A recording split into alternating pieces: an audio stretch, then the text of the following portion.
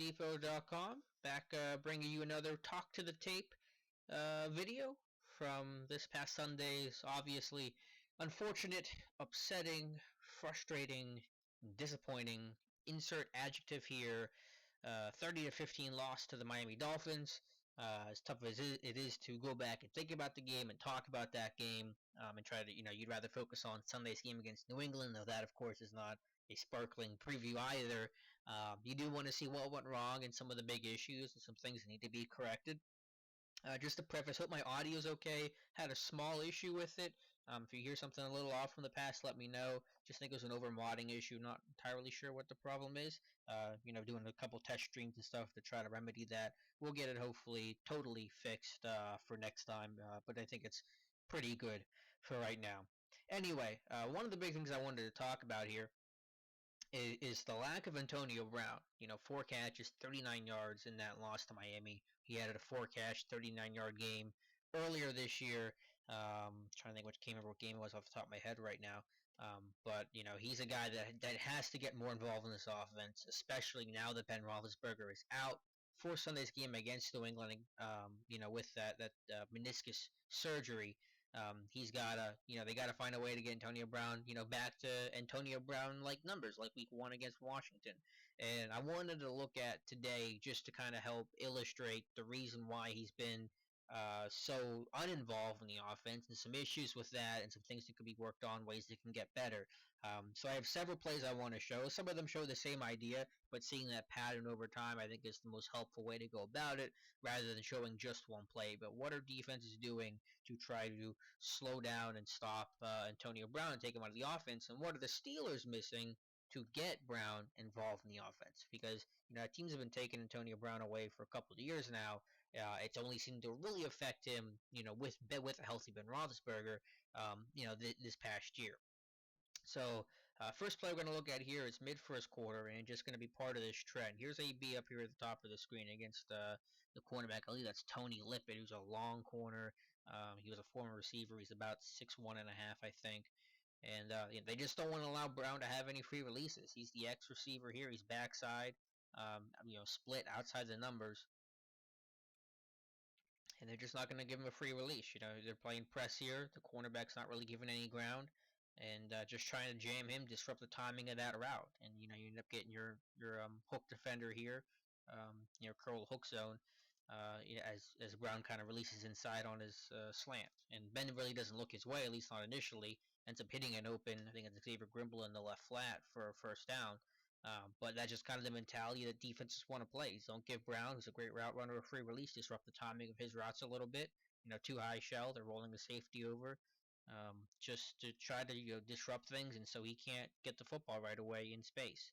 And so that was a good play there, and I think it's going to be a theme that we're going to see throughout the day and throughout this video. The next one here is going to be a sack. And you're going to get a similar idea. Again, AB, X receiver, isolated, outside the numbers, a pretty normal split there. Cornerback roll up, absolutely no ground given at all. And again, that's Tony Lippett. So I run this thing through. Going to play inside leverage, not allow an inside release. Again, up here, top of your screen. Force it outside release. You're in two-man here, where you're going to get that trail technique, which we've talked about many, many times before for different players, in different situations, both for the Steelers defense and what opponents do. But, safety over the top, corner underneath, playing to the inside hip, taking away any in-breaking routes, any short, routes, anything that's basically not, a vertical, a post route, a straight go route, things of that nature, which becomes more of the safety's job to deal with. So on a post route, you're playing inside leverage, and you're going to have the correct leverage there. But point is, AB is completely taken away. There's no option at all. Ends up getting sacked on this play. There was, I think, a holding issue down here that negated that, and there was a unnecessary roughness call as well. But let me run this thing through one more time. You can see Brown at the top of your screen, just blanketed. I mean, that, when you say receivers blanketed, that's what we're talking about. And two-man, something teams are running a lot against Pittsburgh lately. I think teams are starting to catch on. That's kind of the defense to play against Pittsburgh, because it's the best way to take away a guy like Antonio Brown. We're going to jump all the way to the third quarter now.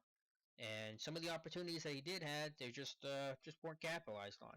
And this is, I think, Ben's first pass after coming back from his injury. So obviously Ben is nowhere close to full health here at this point.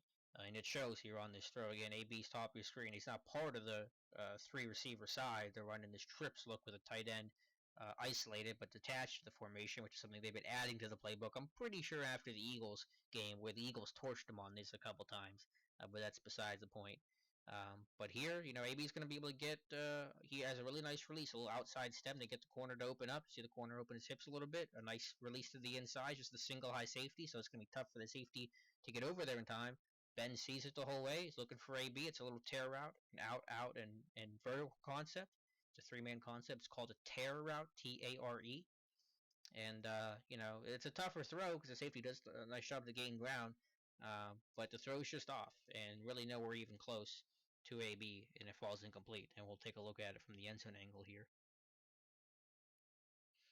And then we'll go back to the aerial view one last time after this. But yeah, this is just a plain and simple missed throw by Ben. And yeah, there's a little bit of pressure there, but that's not an excuse, and that throw's nowhere even close to AB. So again, top of your screen.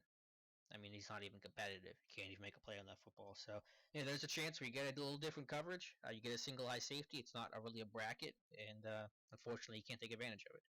So, missed opportunities, which is individual rather than it is scheme.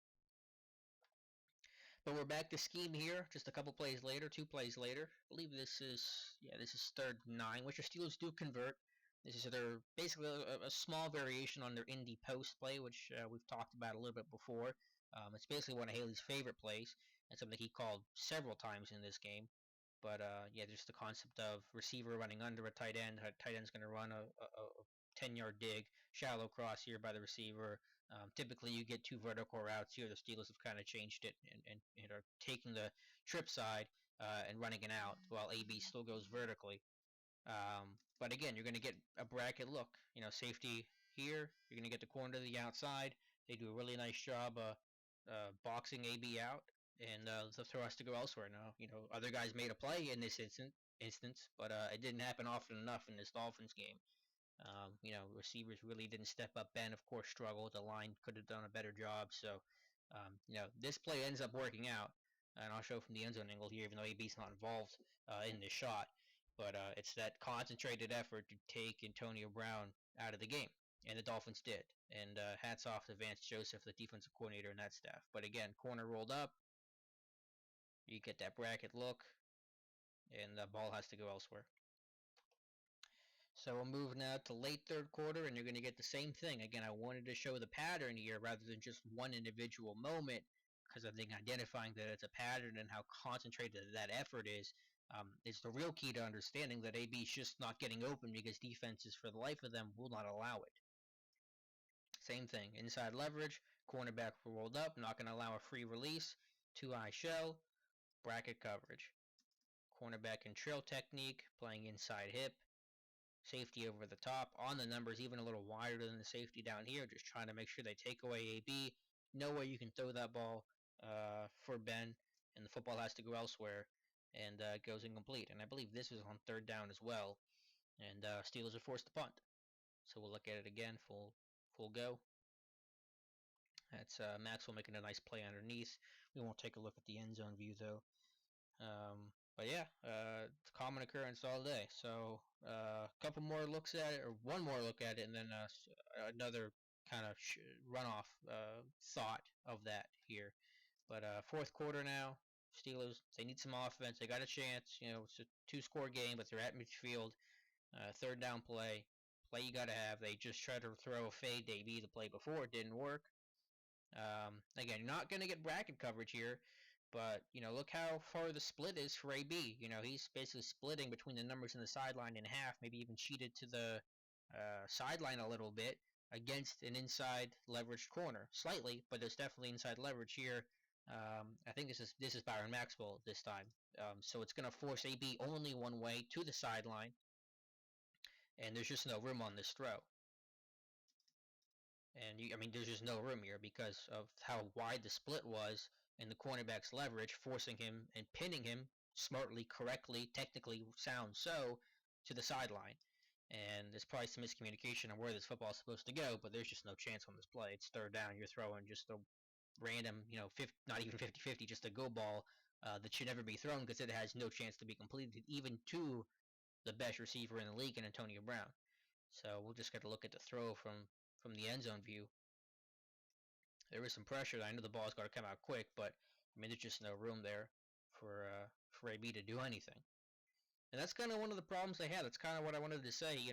As much as we've talked about, yes, defenses want to shut down Antonio Brown. That is no secret. You can tell what a lot of the coverage that they're doing here, a lot of man coverage, a lot of press, inside leverage, all that.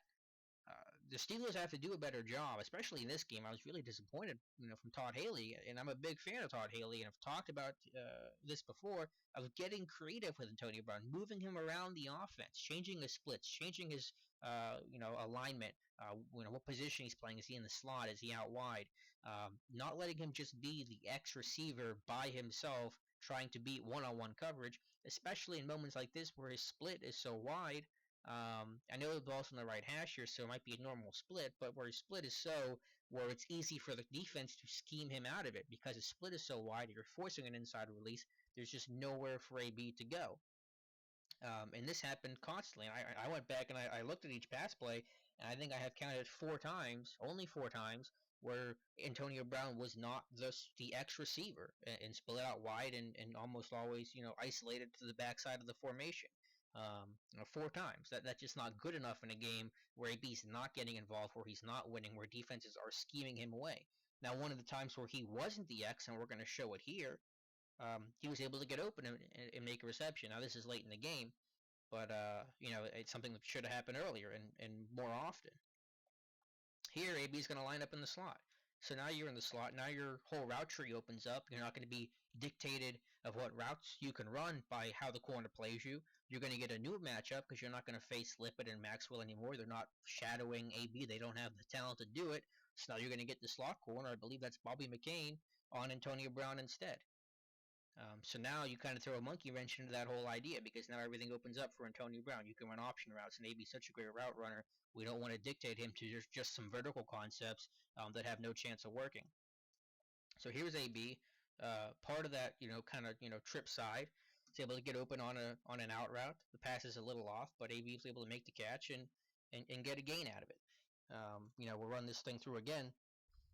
Able to get that free release. It's hard to press a guy in the slot, especially if he's off ball, which AB is on this play. When you're that X receiver, typically if you're backside, you're going to be lined up on the line of scrimmage because you can't line up off the line in most cases. So you're giving you're giving defense the ability to jam you because if you're playing at least off ball a little bit, you have a little bit more space to create your release. If you're on ball and the cornerback's rolled up right on top of you, you're getting jammed right away before you even make your first move. And AB needs that little bit of separation so he can kind of, elude away. And that's what happens when you're in the slot here. You get that free release. And he's able to kind of read the defense. I'm not sure if this is a design route or an option route. It's probably designed.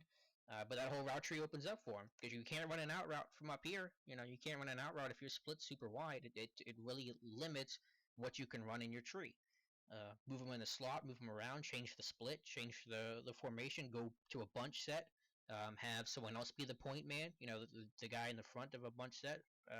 Let that be Jesse James or Darius Hayward-Bay or literally anybody else. Now you give Antonio Brown a free release. You open up the route tree.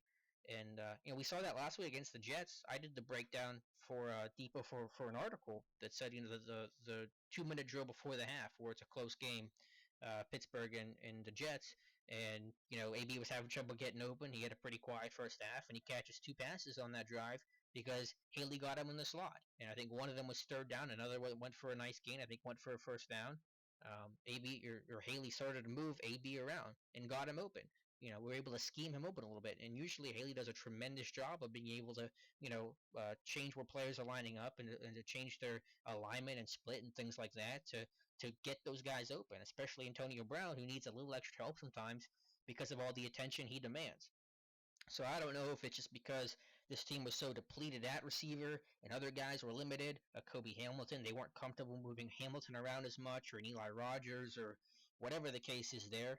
Maybe that had something to do with it, where they just didn't feel comfortable, and AB had to kind of play his one spot because they felt the most comfort with that, and the other guys couldn't do it. But I don't think that's a good enough excuse for when your best player in a game where your offense is stuck in the mud catches 4 passes for 39 yards. If the offense is thriving and that attention that AB is demanding is opening up everyone else and it's making that offense hum, then that's fine. You keep doing what you do. Get out there with a victory. But when you're in this situation and your offense is just pleading for some sort of spark, and you do the same thing with AB over and over, and you just play into the defense's hands, and just let them take away Antonio Brown, your best weapon, that's just not going to cut it. And that was disappointing to see. I do not defend that decision and outcome from Todd Haley at all. And again, you know me, I've been a big fan and still am, of course, of Todd Haley and the job he's done. But I think this Dolphins game was one of the worst games that he called, one of the worst ways that he designed things up, and I just don't think he put his guys in position to win. I don't think he did enough for this offense to help them when they clearly needed it, because they were not even close to firing on all cylinders against the Dolphins. So really disappointing. If you're wondering why is AB being been quiet lately and why is he a little frustrated, probably, almost certainly, well, this is probably it, because he's not being used as effectively as he should be, and it's hurting himself, and of course, by extension, hurting the Steelers' offense.